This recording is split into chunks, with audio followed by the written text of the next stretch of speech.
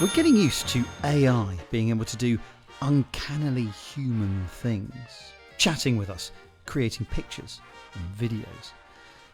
But so far, all of this AI has used a lot of computing power. Even if you've been doing these things on your phone, it's been massive supercomputers in the cloud that have been doing the work and then sending the results down to your device. See, it turns out that the chips these computers were already fitted with, called graphics processing units, GPUs, are also really good at the calculations needed for AI. It's also the reason why GPU manufacturer Nvidia has risen to be one of the most valuable companies in the world. But in the last year or so, we've seen the arrival of a new type of chip, an NPU, Neural Processing Unit. Now, these are specifically made for AI, and because they are smaller than GPUs, it means you can fit them in one of these. That means that these chips can do some limited AI on your phone. And that's why we've started to hear phone manufacturers hyping up their Apple Intelligence, Samsung Advanced Intelligence, and enhanced personal assistants like Siri and Google's Gemini that can have more natural conversations with us. How can I embarrass my sister during a wedding toast, but respectfully? Okay, here's the deal. New Honor phones will understand the contents of your messages and open the best app to assist in whatever you've received. If it's an address, for example, it'll open Maps. This Samsung phone can now take your handwritten notes, summarize them, and make them into lists. Ihr Telefon kann in Echtzeit übersetzen. Your phone can translate in real time. And in fact, Google's new Pixel phones will listen to your phone calls and summarize them for you in text form after you hang up. One of the most recognisably AI things you can do these days is mess around with your photos. So if you want something removed from your shot, including you, well, you can tap it, erase it, and the phone will fill in the gap with a pretty good approximation of the background.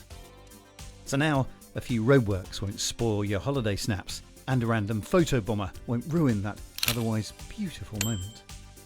Remember though, generative AI can have its moments, so don't rely on it to understand exactly what you're after. Okay, it got rid of the bin and put another bin there. As well as removing things, you can also do completely the opposite, adding things in that weren't there in the first place. It's not just phones that are getting smarter, mind you.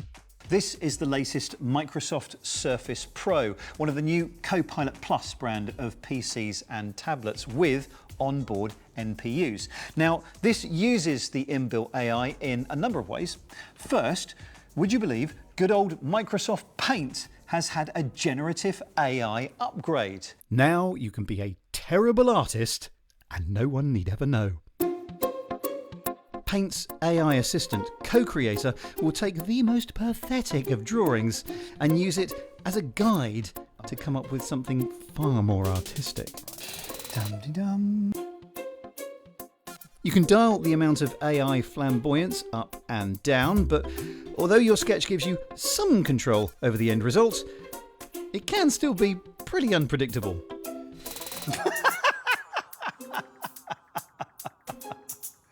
Okay, I'll leave it as an exercise for the viewer to decide which is the most pressing issue. Is it the text in the tree or the trunk hanging out of the ear?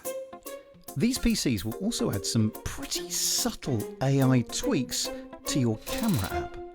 Now, you know when you're on a video call and the other person's eyes are not quite looking at you because they're actually looking at their screen and not the webcam at the top here? Well, this computer will raise your eyes up to make it look like you're maintaining eye contact with the other person. Now, the effect is really, really subtle, but maybe if I turn it on and off, you can see it artificially tweaking the top of my eyes. There it is, off, on, off. It's so subtle. and ever so slightly freaky. And then there's possibly the most far-reaching use of AI and large language models that I've seen so far. It's called recall. This is like a photographic memory for your PC.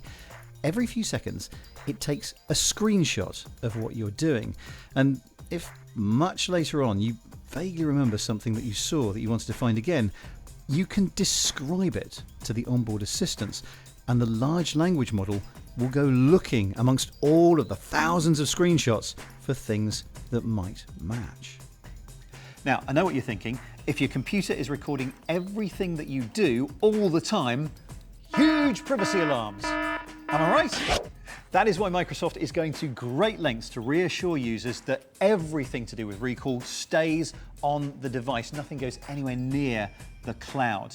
You can also turn recall on and off for different websites, and this is also the reason why this feature is still being finalized and hasn't been rolled out yet, because this is one that Microsoft has to get right.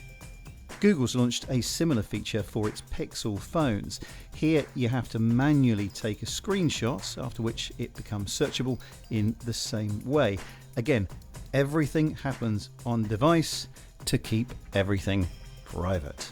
In order to work well, AI needs to consume a lot of training data. I mean, in an ideal world, it would swallow everything about everyone, but that is something that people are starting to get worried about. And I think these new onboard neural processing units are partly there to allay those concerns. They can't match the power of AI in the cloud, but they do allow certain AI functions without your data being shared with the rest of the world. It means that your personal assistant can stay a little bit more personal.